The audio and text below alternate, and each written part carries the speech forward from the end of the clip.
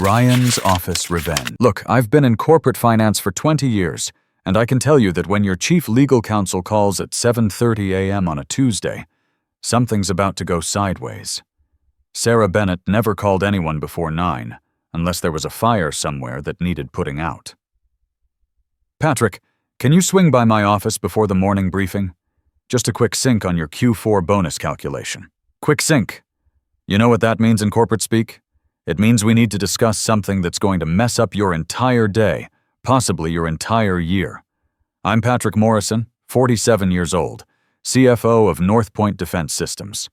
We're a Fortune 500 defense contractor pulling in $2.3 billion annually from Pentagon contracts. I started here as a senior accountant right out of my MBA program, worked nights and weekends for 2 decades climbing the ladder.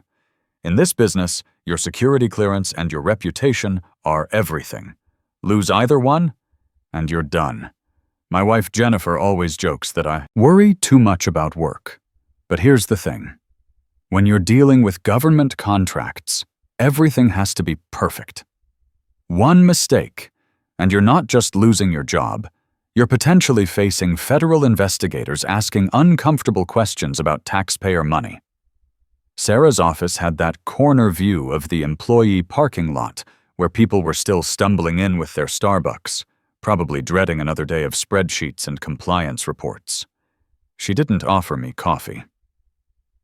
In my experience, that's never a good sign. Patrick, there's been an adjustment to your incentive payout this year. HR will walk you through all the details, but I wanted to give you a heads up before you saw the paperwork. What kind of adjustment are we talking about? I kept my voice level, but my stomach was already doing that thing it does when I smell trouble. A reduction. $150K. She said it like she was discussing the weather forecast. It's tied to some prior period corrections we discovered during the government contract accounting review. Prior period corrections. Now, in defense contracting, that phrase can mean anything from innocent bookkeeping mistakes to federal agencies knocking on your door with search warrants. Which specific contracts? The Sentinel series. Your team handled the revenue recognition on those. Sarah's smile stayed perfectly professional, but something in her eyes felt off. Nothing you did wrong, of course, just some compliance issues that surfaced during our SOX review. Here's what you need to understand. I knew every single detail of those Sentinel contracts. My team had spent 8 months making sure every dollar was properly documented for government audit. We'd been through 3 separate reviews with the Defense Contract Audit Agency. Everything was clean. I'll need to see the supporting documentation, I said. Of course, HR has the complete package ready for your review. But here's the funny thing. When I got to HR 20 minutes later, there was no package, just Rebecca Stone from compensation with a polite smile and a DocuSign link on her computer screen. Hi, Patrick. Sarah said you'd be stopping by to review the bonus adjustment. Everything's ready for your electronic signature. The document was exactly 1 page. No calculations, no contract references, no detailed analysis. Just a single line. Prior period revenue correction per management directive. $150,000. Management directive. Not accounting standard. Not audit finding. Not regulatory requirement. Management directive. Rebecca, where's the backup documentation? The calculation detail? She looked uncomfortable. That's all I have. Sarah said the details are confidential due to the government contract sensitivity. Confidential? Right. I didn't sign anything. Instead, I thanked Rebecca and walked back to my office, my mind already working through the possibilities. You don't survive 20 years in corporate finance without developing a nose for when something doesn't add up. My assistant knocked on my door around 10 a.m. Patrick, Ryan Walsh wants to see you in his office when you have a minute. Ryan Walsh, our CEO. A guy who'd never met a handshake he couldn't turn into a photo opportunity. Never met a government official he couldn't charm over dinner.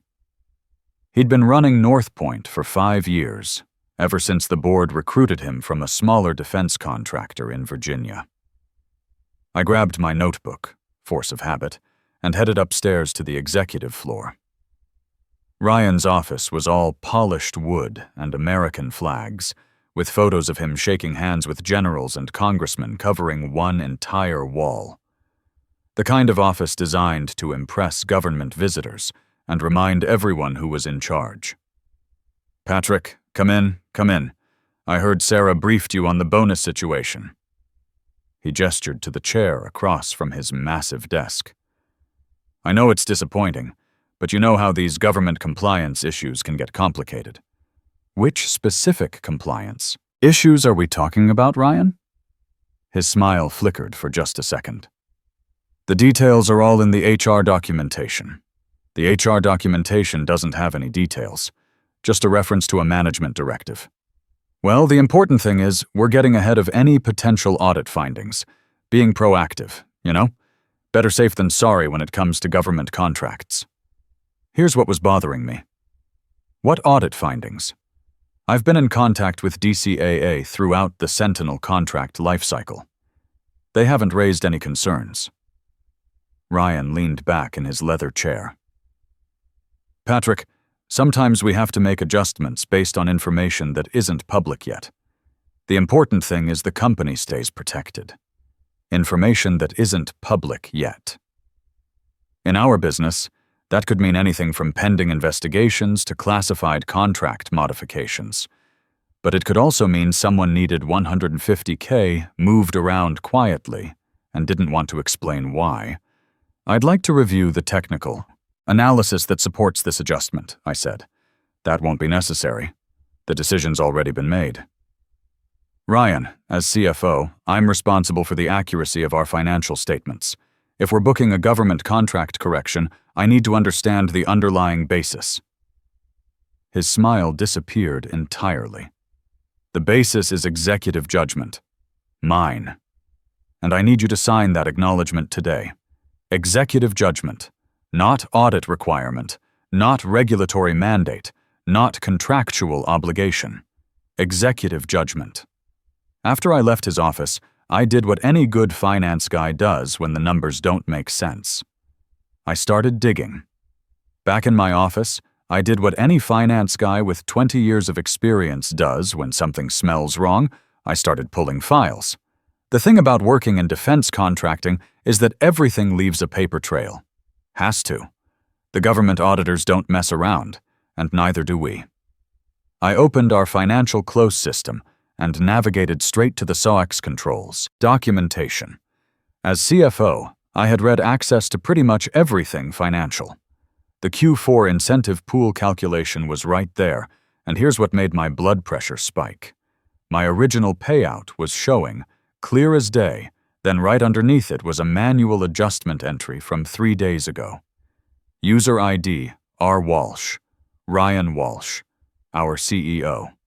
Timestamp, 11:47 p.m. After hours, no witnesses, no approvals through the normal channels. Now, let me tell you something about manual adjustments in our system. They're supposed to be rare, like maybe twice a year for genuine corrections, and they always require dual approval, CFO and controller signatures. But this one had been pushed through with CEO override authority. I took a screenshot and saved it to my personal folder on the company drive. Then I dove deeper into the general ledger detail behind that adjustment. What I found made my stomach drop. The entry was simple enough. Debit executive compensation $150K. Credit accounts payable $150K.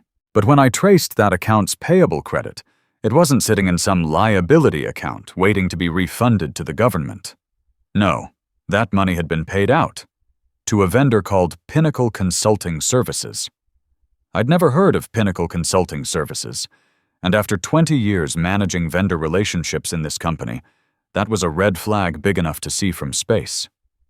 Quick search in our vendor master file showed Pinnacle had been added exactly 6 months ago. No competitive bidding documentation, no statement of work, no deliverables tracking.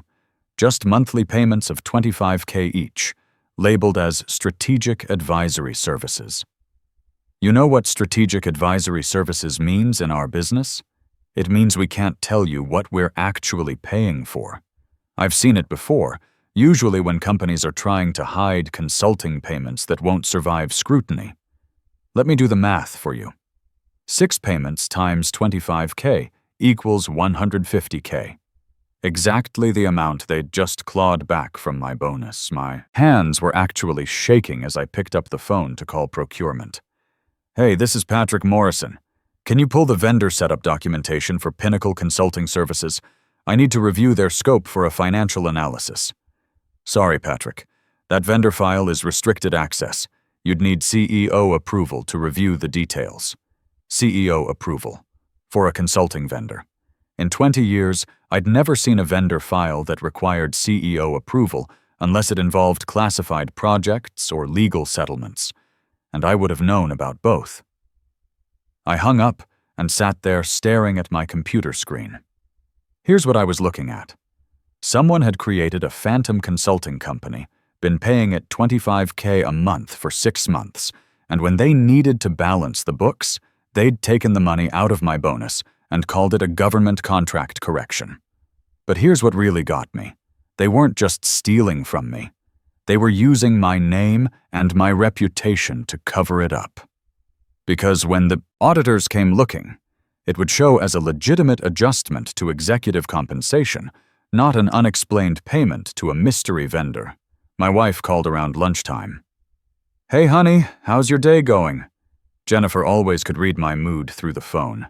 We'd been married 18 years, and she knew when something was eating at me. Complicated. Work stuff. The bonus announcement was today, right? How'd we do? That was the question I'd been dreading. See, we'd been planning to use my bonus to pay down our mortgage. Jennifer had been talking about maybe taking that European vacation we'd been postponing for years. Our daughter Jessica was starting her junior year at Stanford. $60K a year in tuition that wasn't getting any cheaper. There's been some kind of adjustment. Still sorting through the details. Silence on the other end. Jennifer knew me well enough to know that sorting through the details meant I'd found something wrong and was about to go into full investigation mode. Patrick, please tell me you're not about to turn this into one of your crusades. She wasn't wrong to be worried.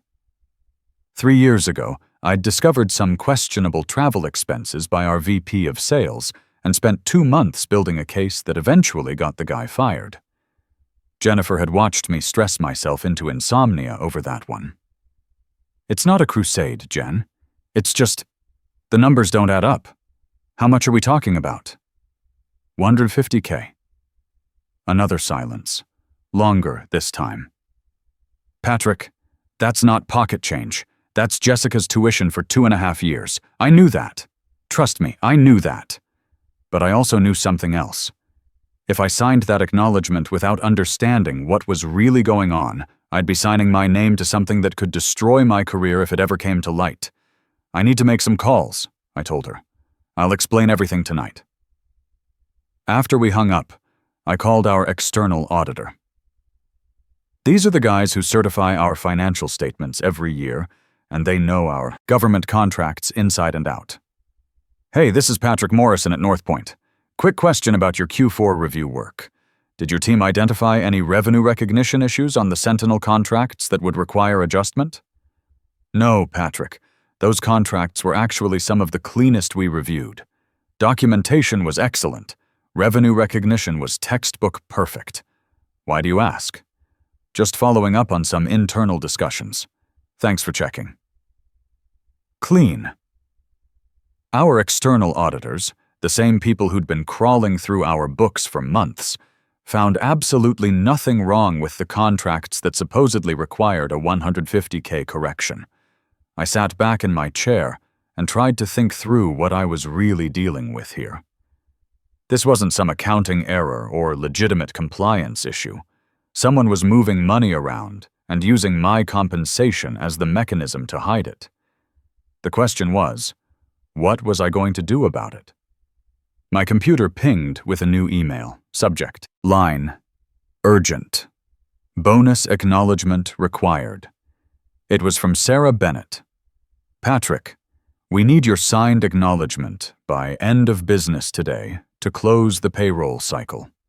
Please let me know if you have any questions. End of business today. They were putting a deadline on it now, trying to pressure me into signing without doing my due diligence. That's when I knew I needed help. And I knew exactly who to call. Kevin Rodriguez had been on our board for 8 years, chairman of the audit committee for the last 3. Retired Air Force general with 30 years in military procurement, the kind of guy who'd seen every accounting trick in the book and had zero tolerance for corporate games. If anyone would give me straight talk about what I'd stumbled into, it was Kevin. I opened the board portal and pulled his contact info. Then I drafted what might have been the most important email of my career. Kevin, I need a confidential conversation about a potential internal controls issue I've discovered. Can you call me on my direct line when you have a few minutes? This is time sensitive. He called back in less than 10 minutes. That told me everything I needed to know about how seriously he took potential control issues. Patrick, what's going on? Kevin, I've discovered what appears to be a systematic misuse of corporate funds disguised as an executive compensation adjustment. Someone's been making payments to a vendor with no documented scope of work, and when they needed to balance the books, they reduced my bonus by the exact same amount and labeled it a government contract correction. Silence on the other end. In my experience, when Kevin Rodriguez goes quiet, it's because he's thinking through the implications of what you just told him. How much money are we talking about? $150K that I can document. But Kevin, if they're doing this with my bonus, there's probably more. Send me everything you have. Do not discuss this with anyone else until we talk. And Patrick, don't sign anything. Don't. Spent the next hour putting together a comprehensive package. Screenshots of the manual adjustment entries, vendor setup information for Pinnacle Consulting, the timeline of payments, email exchanges with HR and procurement. Everything organized chronologically with a cover memo explaining what I'd found. As I was finishing up, my phone rang. Jennifer again. Patrick, I've been thinking about our conversation earlier. How bad is this $150K situation? Here's the thing about being married to someone for 18 years. They know when you're downplaying something. And Jennifer had learned to read the signs of when I was about to dig in my heels on a principle, regardless of the personal cost. It's complicated, Jen. It's not just about the money. It's about what the money represents. What do you mean? I mean someone's been stealing from the company and using my name to cover it up. If I sign their acknowledgement, I become complicit. If this ever comes to light, my signature is on the document. That says I approved it. But if you don't sign it, what happens to your job? That was the question keeping me up at night. I don't know. But I know what happens to my reputation if I sign something fraudulent and it gets discovered later. Patrick, we have a mortgage. Jessica's tuition is due in 3 months. Your pension doesn't vest for another 8 years. Are you really willing to risk all of that? She wasn't wrong to be concerned. We had a good life, 4-bedroom house in the suburbs, 2 cars, solid retirement savings. But all of it depended on my income from North Point. And in defense contracting, once your reputation gets damaged, it's hard to recover. Nobody wants to hire a CFO who can't get security clearance. Jen, what if I told you that the right thing to do and the safe thing to do were completely opposite? I'd tell you that you've been in corporate finance too long if you think there's no middle ground. But here's what she didn't understand. In finance, there often isn't a middle ground. Numbers either add up or they don't. Controls either work or they fail. And when someone asks you to sign your name to something, you're either vouching for its accuracy or you're not. After we hung up, I sent Kevin the documentation package and waited. An hour later, he called back. Patrick, this is more serious than I initially thought. I'm calling an emergency audit committee meeting for tomorrow morning.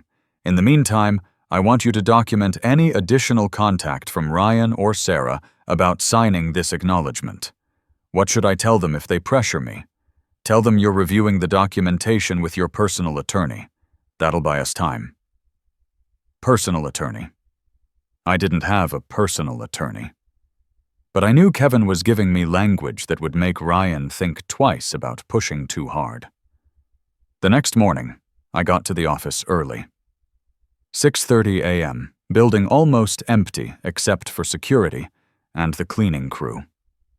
I wanted some quiet time to think through what was about to happen. My computer showed 3 new emails from Sarah Bennett, all marked urgent. The subject lines told the story. Bonus acknowledgement. Response needed. Payroll cycle. Closing and today, and finally please call ASAP. I didn't call. Instead, I did something I'd never done before in 20 years with the company. I forwarded all 3 emails to my personal Gmail account. If this thing went sideways, I wanted my own copies of everything. At 8:45 a.m., Ryan Walsh appeared at my office door. No appointment, no heads up from my assistant, just showed up like he was doing a casual walk-by. Patrick, I understand there might be some confusion about the bonus adjustment documentation. Sarah mentioned you had some questions. That's right. I'm having my attorney review it before I sign anything. Ryan's expression shifted. Not angry, exactly. More like he was recalculating something. Your attorney? Patrick, this is really just a routine accounting adjustment. I'm not sure why you'd need legal review for standard corporate paperwork. Anytime I'm asked to acknowledge a $150K adjustment without supporting documentation, I consider that significant enough for legal review. The supporting documentation exists. It's just confidential due to the government contract sensitivity. Then I'll wait until it's declassified or until my attorney advises me it's safe to sign without reviewing the backup. Ryan stood there for a moment, and I could practically see the wheels turning. Finally, he said, Patrick, I need you to understand that delaying this creates problems for the entire finance team. Payroll cycles have deadlines. I understand that. But I also understand that my signature carries personal liability. After he left, I sat there wondering if I'd just ended my career at North Point. But then I thought about something my father had told me years ago when I was starting out in business. He said, Son, your reputation takes 20 years to build and 5 minutes to destroy. Never put your name on something you can't defend. At 10 a.m. sharp, my phone rang. Kevin Rodriguez. Patrick, the Emergency Audit Committee meeting is starting now. We're bringing in external counsel and forensic auditors. This is bigger than just your bonus. That's when I knew there was no going back. The Emergency Audit Committee meeting lasted 4 hours. I wasn't in the room. Conflict of interest, since it involved my compensation. But Kevin called me afterward with an update that made my head spin. Patrick, the forensic auditors found something. Pinnacle Consulting Services is a shell company, owned by Ryan's brother-in-law, Michael Walsh. The strategic advisory services they've been billing for, consulting payments to Ryan's son's private equity firm. I sat down hard in my desk chair. You're telling me Ryan's been using corporate funds to capitalize his family's investment business? That's exactly what I'm telling you. And it gets worse. The total scheme over the last 18 months was $1.2 million. Your bonus reduction was just the latest funding mechanism. $1.2 million. Suddenly, my $150K didn't seem like the main event. It was just a footnote in a much bigger story. Kevin, what happens now? Now we contact the FBI. This isn't just corporate misconduct anymore. It's wire fraud involving government contractor funds. And Patrick, you need to understand something. If you'd signed that acknowledgement, you would have been legally certifying that the adjustment was legitimate. Your signature could have made you an accessory. That night, I drove home in a daze. Jennifer was waiting in the kitchen with a bottle of wine and a look that said she'd been preparing for bad news all day. "How bad is it?" she asked before I'd even taken off my jacket. "It's bad for Ryan Walsh. It's good for us." I explained everything: the shell company, the family connections, the $1.2 million in diverted funds. Jennifer listened without interrupting, which is how I knew she understood the gravity of what I'd stumbled into. "Patrick, what if you hadn't noticed the adjustment? What if you'd just signed it like everyone else probably would have? Then I'd have been complicit in federal wire fraud without even knowing it. And when the FBI investigation started, and it would have started eventually, my signature would have been Exhibit A in their case." The investigation took 8 weeks. The external forensic team traced every payment, every false invoice, every manipulated entry. Ryan had been incredibly sophisticated about it, using legitimate vendor payment systems, proper authorization codes, realistic billing descriptions. The only mistake he'd made was getting too greedy and using my bonus as a funding source. During those 8 weeks, Ryan and Sarah both took temporary leave while the investigation continued. The board brought in an interim CEO from outside the company. I kept doing my job, but now I was also working closely with FBI agents who treated our conference rooms like their satellite office. The day they arrested Ryan Walsh, I was in my office reviewing quarterly projections when Kevin called. "Patrick, it's over. Ryan and Sarah were taken into custody this morning. Federal charges: wire fraud, conspiracy, money laundering. The Department of Justice is also investigating whether any defense contract funds were involved, which could add additional charges." "What about the company? Are we going to survive this?" "The board voted last night. They want you to take the CEO position on an interim basis while we search for a permanent replacement." I thought about that for exactly 30 seconds. "Kevin, I appreciate the confidence, but no. I'm a finance guy, not an operations leader. Bring in someone from outside the defense industry. Fresh perspective, clean reputation. What about you personally? Are you staying with North Point?"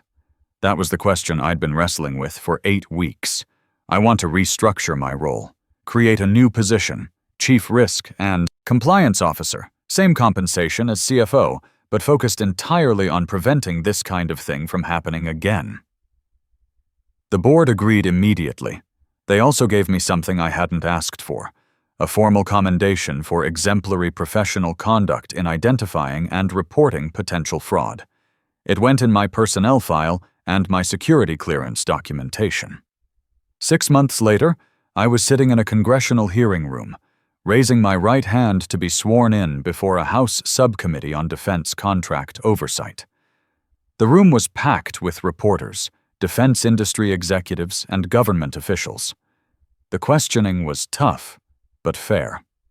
Congressman David Martinez from Texas asked the question I'd been expecting. "Mr. Morrison, why did you risk your career and your family's financial security to expose this fraud?" "Congressman, with respect, I didn't risk my career. I protected it. After 20 years building a reputation for integrity in this industry, I wasn't about to let someone else destroy it by making me complicit in federal crimes. But surely you considered the personal cost of challenging your CEO?" I looked directly into the camera that was broadcasting the hearing live. "Congressman, the personal cost of doing the wrong thing would have been much higher. My signature on that acknowledgement would have made me a co-conspirator in a $1.2 million fraud scheme. That's not a risk. That's career suicide." The subcommittee's final report praised North Point's internal controls response and recommended our new compliance framework as a model for other defense contractors. A year after that congressional hearing, Ryan Walsh was sentenced to 6 years in federal prison for wire fraud and conspiracy. Sarah Bennett got 3 years for her role in the cover-up. Both lost their professional licenses and their security clearances permanently. I kept my job, my clearance, my reputation, and my family's respect. But more than that, I learned something that changed how I think about corporate leadership and personal responsibility. My father had been right about reputation taking 20 years to build and 5 minutes to destroy. But he'd missed the other half of the equation. Sometimes protecting what you've built requires being willing to risk it all for principle. And when you're faced with that choice, all those years of experience don't just guide your decision, they give you the courage to make it. The real measure of a successful career isn't what you accumulate over the decades, it's what you refuse to compromise when tested. That's the difference between building a career and building a legacy worth defending.